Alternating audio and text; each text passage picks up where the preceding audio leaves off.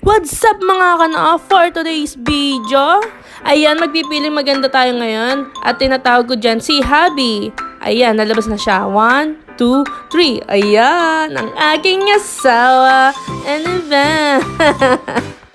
Naantay na lang namin si Papa para makasakay na sa van. Ayan, kaway-kaway muna kayo. Hi daw sa inyo. O, ayan mga kanoo, paalis na nga kami dyan. Papunta na kami ng Bustos. At syempre, kasama ko na rin yung makukulit kong pinsan na si Negneg at Towie. Ayan, nagtulakan pa nga sila papasok.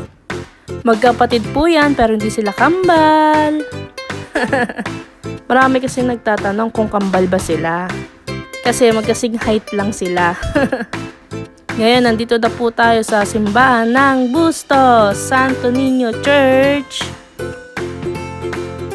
Ayan, nagpahinga po muna kami dyan. Sarap kasi ng hangin bago kami pumasok. Ayan o, nagmamarites pa sila. Charot! Ah, eto po pala ang loob ng simbahan ng Bustos.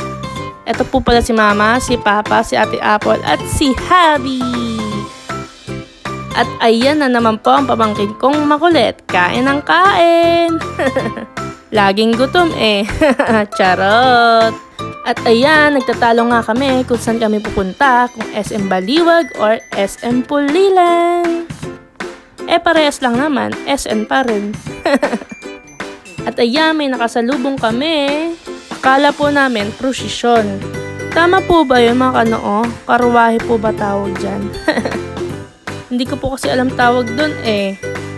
At ayun, natuloy din sa wakas samang inasal.